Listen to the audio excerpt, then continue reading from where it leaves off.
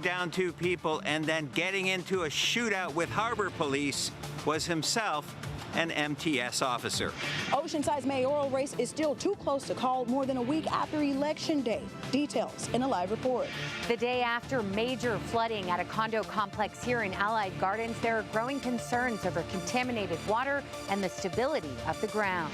They're big, they're rare, they don't taste very good, and for the second time this year, one washed ashore in San Diego County. It's a huge oarfish, and we'll talk to the person who found it.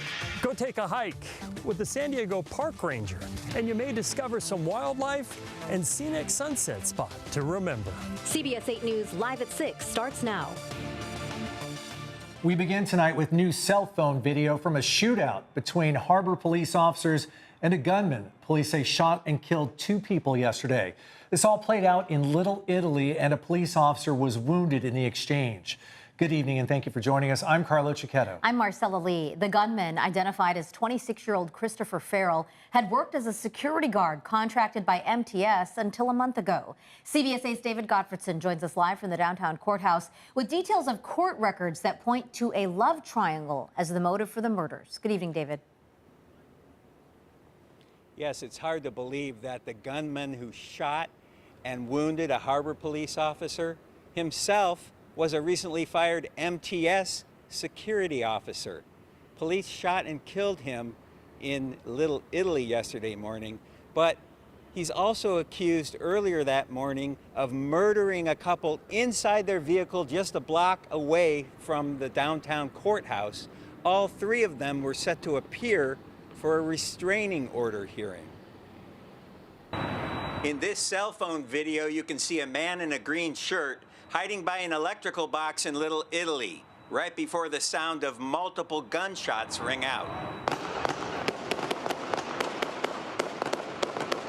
A Harbor police officer is wounded in the shootout, and the gunman is hit multiple times. Officers approach the gunman with canines and kick his gun away. The 26-year-old died later at the hospital. I hear, put the gun down, and then just a firefight started, and I just jumped the fence. I found court records that identify the gunman as Christopher Farrell, who until a month ago worked as an MTS security officer under contract with the agency. A husband and wife who lived in the Memorial neighborhood, both had filed restraining orders against him last month after Farrell allegedly had a brief affair with the wife, who is also a mother of four. The married couple, 39-year-old Jose Medina and 31-year-old Rachel Martinez, were gunned down inside their Toyota Camry, allegedly by Farrell, as they arrived by the downtown courthouse to appear for that restraining order hearing. Shots rang out about 8:30 a.m. Wednesday, about a half hour before the scheduled court hearing. I'm with Channel 8. San Diego police officers were still on the scene Thursday on Tonawanda Drive in Paradise Hills, where neighbors tell me Farrell lived in this trailer for the past few months. Did you ever have any problems with him? Police there or anything? No, not at all. He just kept to himself, parked his car right across from his trailer, and then walked in his trailer and never heard a peep from him. The trailer was the scene of an alleged sexual assault in September involving the wife, Rachel Martinez. In her restraining order application, Martinez alleged Farrell handcuffed her and made her perform oral sex on him inside the trailer. A police report was taken. Farrell was arrested on October 4th, according to jail records, but police say because of insufficient evidence, criminal charges were never filed. Farrell was fired from his job as an MTS security officer, and his work firearm was taken from him last month following that report of the sexual assault inside the trailer. Thanks so much for that new information, David. Tonight, we are learning that 3 people have been arrested in connection with hate crime attacks in Hillcrest. The series of attacks happened in September with people shot with pellet guns along University Avenue. San Diego police say they were able to identify a suspect car from video caught by the department's automated license plate reader program. This morning, detectives carried out search warrants at 3 different locations and arrested 3 19-year-olds, Anthony Lopez Quinones, Arturo Herrero Sustiada, and Angelo Nathaniel Aaron.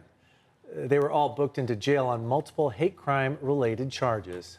A Carmel Valley man accused of exposing himself to at least 17 school-aged children was in court today. Rene Cruz is facing 24 counts of indecent exposure that allegedly took place between October 2023 and May of this year. But investigators believe Cruz had been doing this for more than a decade. They say Cruz targeted kids who were walking home from school. Police believe there are more victims out there who have not yet come forward. More than a week after Election Day, one local race is still too close to call. Oceanside's mayoral race is still a dead heat, with Deputy Mayor Ryan Keim leading incumbent Mayor Esther Sanchez by fewer than 100 votes.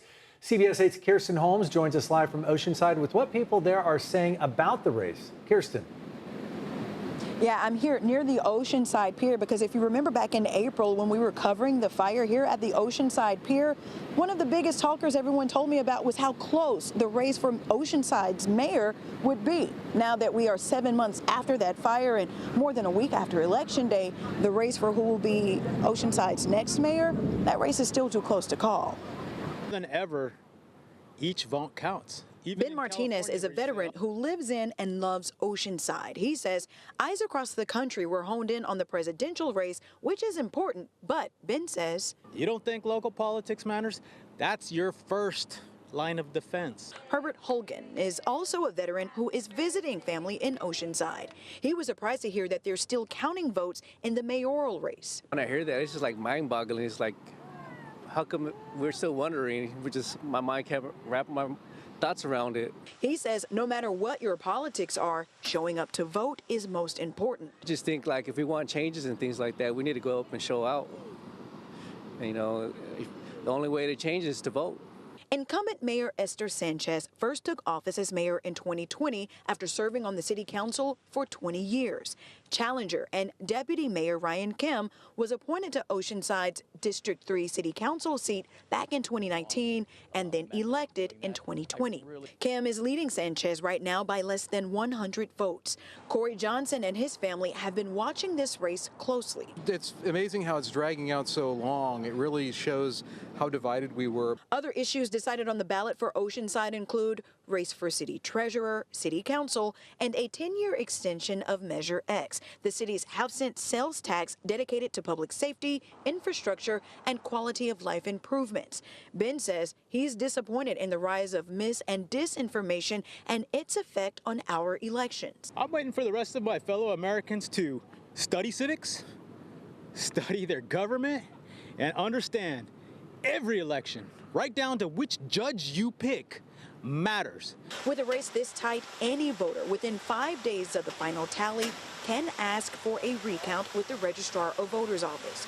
Herbert says no matter who wins, he hopes they keep a love of Oceanside and the people who live here at heart. The Oceanside's beautiful, you know, just the culture, the people, the beaches, it's just beautiful all the way around. Now, the Registrar of Voters is expected to release their next round of election results tomorrow by 6 p.m. And it's anticipated that tomorrow's results could determine this election. Reporting in Oceanside for CBS 8, I'm Kirsten Holmes. Back to you. Thanks, Kirsten, and make sure to stay with CBS 8 for the latest on other local races. We'll have all updates posted on CBS8.com. You can also follow us on social media or download our free CBS 8 app. In the wake of flooding on late Tuesday night at an Allied Gardens condominium complex, there are big concerns as the cleanup process gets underway. We first told you about it yesterday. And today, CBS 8's Jenny Day returned to the neighborhood for a closer look at the challenges people are facing as they begin to recover. It was about like shin, knee high while it was flowing. This is normally what we would see with like big rain flooding. An absolute deluge of water. This was like thousands and thousands of gallons. Throughout the entire unit, every single floor, wall, everything is soaked. All their personal belongings soaked. This walkway at a condo complex on Fontaine Street in Allied Gardens turning into a rushing river within a matter of minutes Tuesday night. My first reaction was wake up my wife, grab my kids. Out of the 10 units, Marcos Beltran lives in one of the 5 that were destroyed. It was definitely a lot that happened.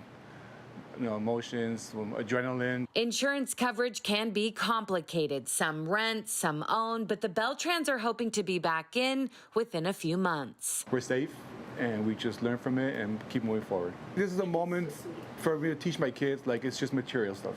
And as the crew from Mighty Dry worked quickly to prevent mold, they heard other stories. I heard one person yesterday, she was all excited because she finally did her Christmas shopping early. She's like, I'm gonna be prepared this year. She hid it all under the bed.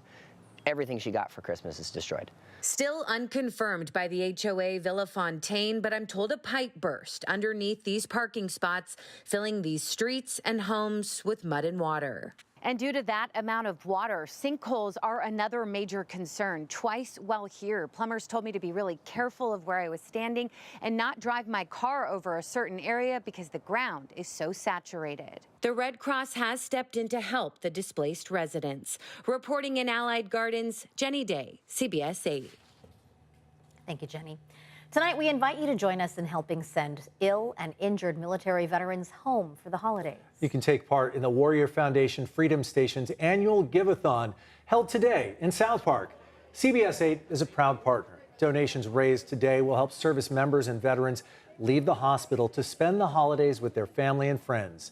Service members we talked with today, as well as veterans, say the organization has helped in so many ways, like transitioning to civilian life. And the group's efforts wouldn't be possible without generous donors.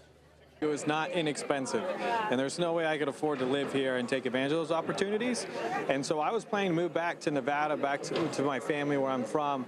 But that was when the hospital introduced me to Sandy and the foundation, who then gave me that opportunity to live at Freedom Station 1 for about a year and got me on my feet. Now I own property in San Diego. I have my own company and, been to USD, got 2 degrees from there. So Warrior Foundation really gave me that stepping stone to catch my feet in the transition. It's a real hand up. There's still time to give. You can make a one-time donation or donate monthly on the website warriorfoundation.org. You can also call the number on the screen. It's a little small there, 619-578-2615. That's 619-578-2615. A shocking discovery for one driver that's still ahead. Plus, a rally highlighting the unaccompanied homeless youth across San Diego. And we're talking with the woman who found a so-called doomsday fish along San Diego's coast. All right, and we started to see some clouds rolling in today. Now, we've been dealing with mostly clear skies over the past couple of afternoons, but we started to see the clouds moving in all ahead of that next storm system at 62 for downtown. Your complete forecast is ahead.